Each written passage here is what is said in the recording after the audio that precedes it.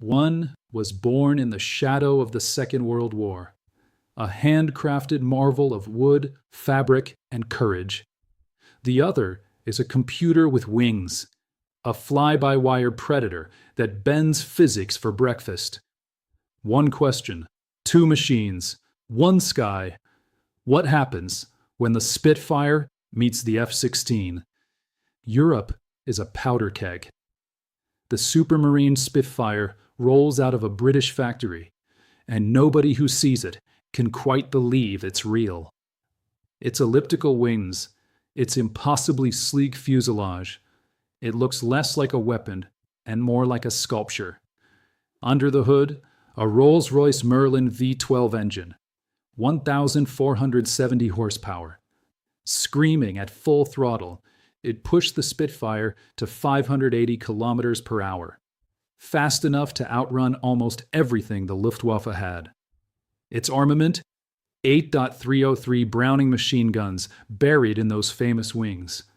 No missiles, no radar, no computer assistance, just the pilot's eyes, instincts, and about 15 seconds of ammunition. The Spitfire's greatest strength wasn't its speed, it was its turn. In a dogfight, it could outmaneuver nearly any opponent, pulling tight circles, forcing enemies to overshoot, dancing at low altitude where raw skill mattered more than raw power. It wasn't just a plane, it was an extension of the pilot. But there's a catch. Range just 760 kilometers, ceiling 11,000 meters. And if you took a hit, there was no ejection seat, no autopilot, no warning system. You felt everything. And if things went wrong, you felt that too. Between 1940 and 1945, Spitfire pilots flew over 66,000 combat sorties. They shot down more than 1,500 enemy aircraft. In the Battle of Britain alone, a handful of these machines, and the young men inside them, stood between Hitler's Luftwaffe and the complete collapse of Western Europe.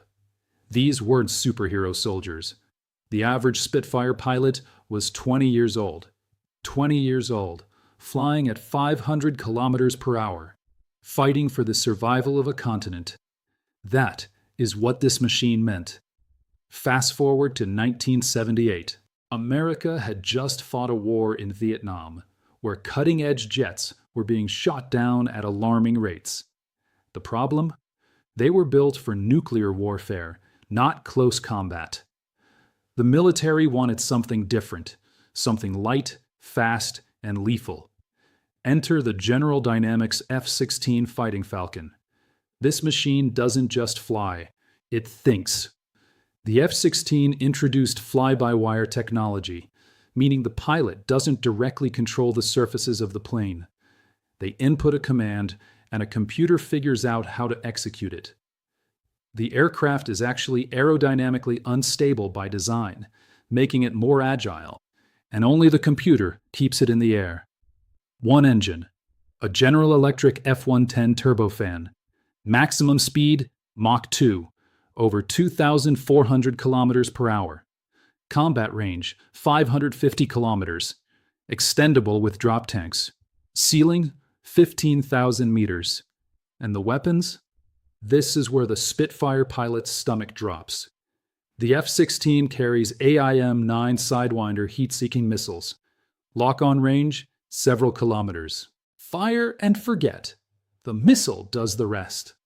It also carries a 20mm M61 Vulcan cannon, capable of firing 6,000 rounds per minute. The Spitfire pilot had to get within 300 meters to even think about shooting. The F-16 pilot can kill you before you ever see them. And this isn't theory. In the Gulf War of 1991, F-16s flew over 13,000 combat sorties. They destroyed radar sites, command centers, airfields, and armor columns, often without ever seeing the enemy with the naked eye. Israeli F-16s had already been writing history since 1981, when they destroyed Iraq's Osirak nuclear reactor in a precision strike that shocked the world. The F-16 doesn't just win dogfights, it ends wars. Let's put them side by side. Speed, F-16 wins. It's 4 times faster. Firepower, F-16 wins. By a mile, literally. Altitude, F-16 wins.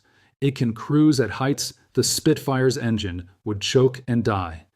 Electronics, F-16 wins. Radar, heads-up display, IFF systems, electronic countermeasures. The Spitfire has none of it. But here's where it gets interesting. Turn rate. In a sustained low-speed turn below 400 kilometers per hour, the Spitfire's elliptical wings give it a tighter turning circle than almost any jet.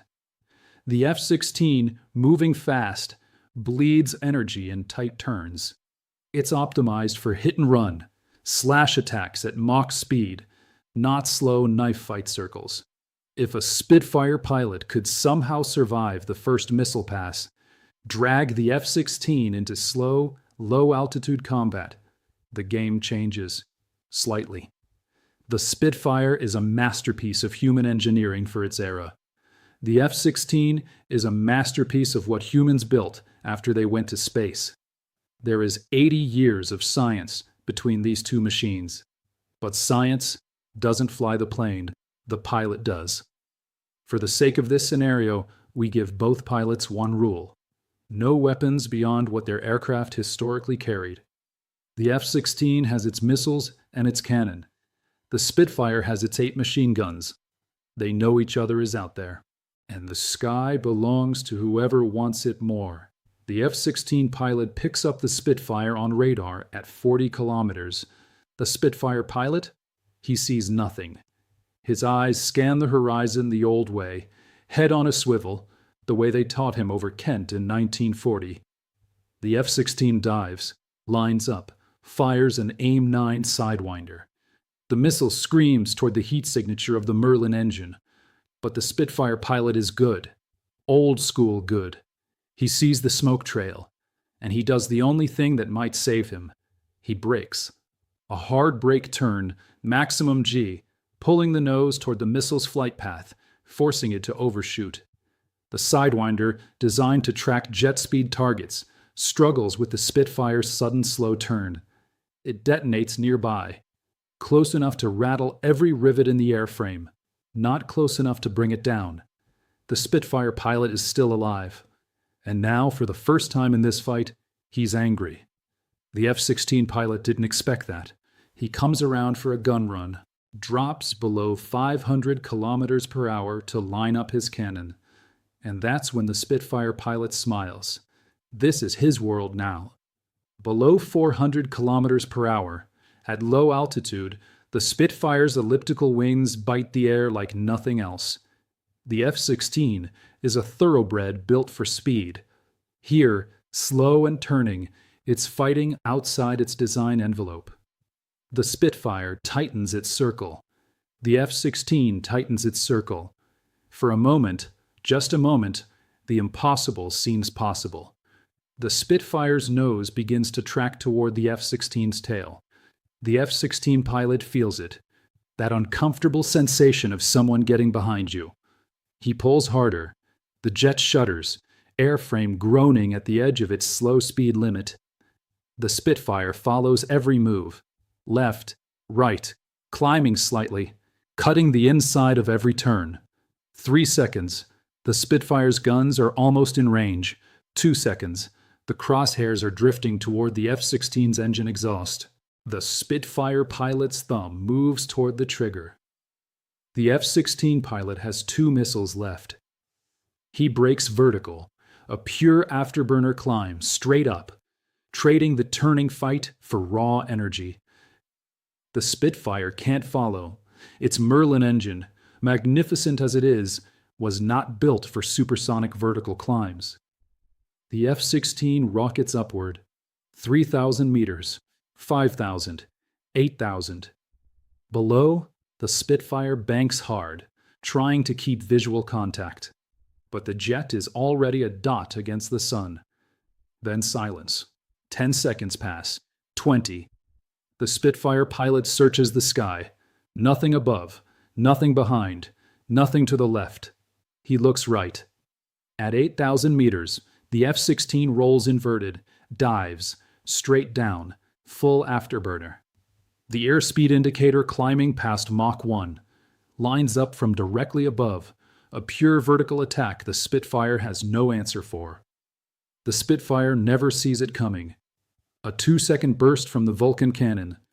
The Spitfire goes down.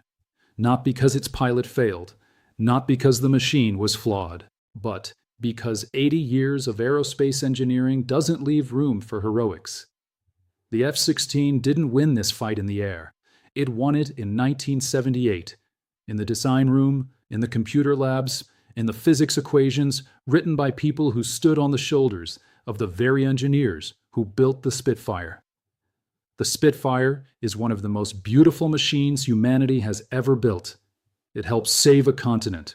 And in this fight, even against something 4 times faster, carrying weapons it couldn't see, it almost pulled off the impossible. Almost. But let's ask one final question. What if the conditions were different? No missiles, nighttime, overcast sky, low altitude, treetop level, where radar struggles and speed becomes a liability. In those conditions, the Spitfire's conditions, this fight lasts a lot longer. Maybe it ends differently. History is full of moments where the technically inferior side found a way. The Spitfire pilot knows that. He was trained in a world where survival meant improvisation, where the pilot who adapted fastest lived longest. The F-16 is a better machine by every measurable standard, but war has never been measured. The Spitfire versus the F-16. Old soul versus new god. The sky has always belonged to the brave, but today it belongs to the algorithm.